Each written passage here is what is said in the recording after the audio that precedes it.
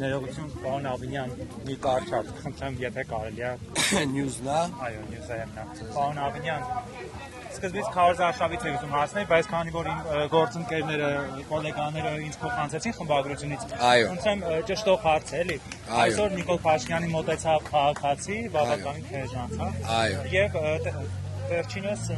Բուշ հաստատության ներկայ բժշկուհի է։ Այո։ Քիչ առաջ ինձ փոխանցեցին, որ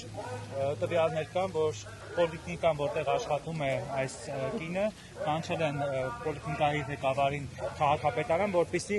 աշխատանքից ազատեն քաղաքացին։ Բացառվում է, որ որևէ մարդ իր քաղաքական հայացքների համար ազատվի աշխատանքից, հրամանավանդ անկախ ամեն ինչից խոսքը գնում է կնոջ մասին, ով եղբորն է կորցրել եւ իր էմոցիան կարող է արտահայտել այս կերպ կամ այն կերպ, բայց դա չի նշանակում, որ մենք պատասխան չենք տալու։ Բայց դա նաև չի նշանակում, որ այդ մարդը աշխատանքից ազատվում է կամ ազատվելու է կամ նման վտանգ կա, ընդհանրապես դրա մասին խոսք անգամ լինել չի կարող։ Պոլիկլինիկայի ղեկավարին հրավիրել են քաղաքապետարան այս հարցով։ Բացառում եմ, որովհետև նախ այդ կինը, ինչքան գիտեմ, պոլիկլինիկայում չի աշխատում։ Մեր այլ բուժ հաստատությունում է աշխատում, բայց դա պոլիկլինիկա չի, դա հիվանդանոց է եւ բացառում եմ, որ նման բան տեղի ունենա։ Ես երաշխավորում եմ,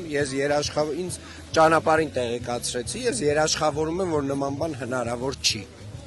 Եվ առաջարկում եմ հանգիստ լինել այդ առումով։ Շատ լավ, մեկ այլ հարց, պարոն Աբինյան, գիտեմ ոնց ձևակերպեմ, ամեն դեպքում ոնց կա այդպես երևի իրենց անունով Մայկա Տրուսիկի գործի վերաբերյալ մտահղացումը ձերն է եւ ասում են կարող է շարք ընդլայնվել այլ Չէ, ինձ թվում է Տրուսիկը բավարար է իրենց։ Եվ քարոզարշավի հետ կապված նաեւ այս ոչ լեքսիկոնը, հա, այս Ես թվում է բավարար կոշտ չի լեքսիկոնը, որովհետեւ հիմա Ղարաբաղից խոսում են մարդիկ,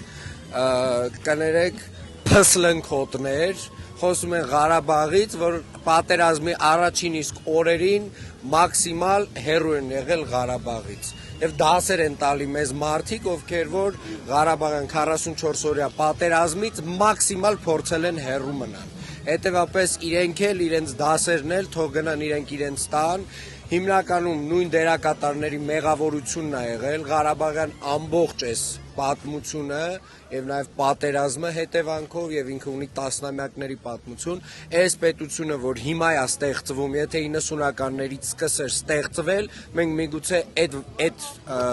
2020 թվականի իրավիճակը լրիվ այլ լիներ։ Եք մտածում, որ թիրախավորում են այս կերպ արցախցիներին։ Ինչ կներեք։ Ասում են թիրախավորում եք նաեւ այսպես արցախցիներին, կոնկրետ Նիկոլ Փաշինյանի Բացարձակապես արցախցիների մասին չի խոսքը։ Ես նույն Ղարաբաղում եմ եղել 44 օրյա պատերազմի ժամանակ, իմ հարազատ եղբայրն է եղել Ղարաբաղում, իմ ավտոին կրակել են, իմ արողակարգի պատասխանատուն 9 տեղից վիրավորվել է, իմ վարորդը վիրավորվել է, իմ գրասենյակի ղեկավարը Շուշիի մարտերին է մասնակցել։ Ուզում եմ ասել, ես շատ արցախցիների հետ եմ նաև այնտեղ եղել, բացարձակապես ղարաբաղցիների մասին չի այստեղ խոսքը։ Այստեղ խոսքը այդ 2-3 անձանց մասին է, որ